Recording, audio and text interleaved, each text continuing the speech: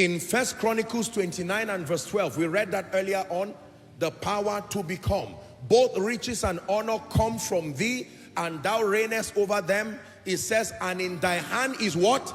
Power and might. And in thy hand with that power it is to make great and to give strength to all. When the Lord opened my eyes to see this, I was really surprised. The operation of this power is most visibly seen in salvation, transformation, or having a sound mind, healing, the healing ministry, and the manifestation of prophetic words. These departments of spiritual possibilities are sponsored by this dimension of power. Salvation, it is the power to become that can turn a sinner to become converted in a moment. That someone comes to church, an unbeliever, a sinner, and at the instance of the word of God, that person is willing to lay down their life, lay down their old ways. It is called the power to become. In the case of salvation, to become sons of God.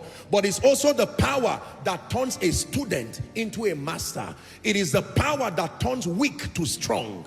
When the power to become is upon a man, don't judge that man. You will say, I'm sorry for the rest of your life, because it's the power that can turn Saul to Paul. Are we together?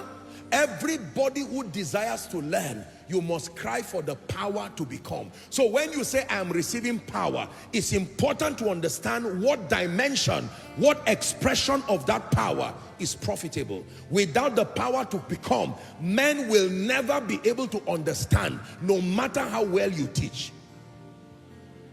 A teacher of the word that has not so obtained this dimension of power will only be an intelligent communicator of information. People will nod instinctively, they will agree with you, but they cannot be changed by it. Have you seen people like that? You sit under such an intense atmosphere of oratory, masters at communicating words, but you cannot fish a sizable enough people who are transformed by that word.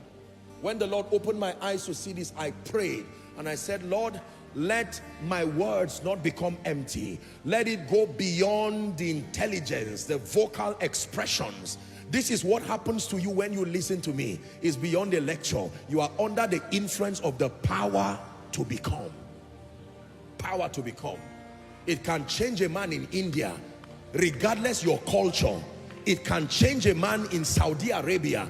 It does not factor the weight of the impact that culture has had on your mind. Under the influence, you can turn anyone. Teachers need this in secondary schools. Teachers need this to change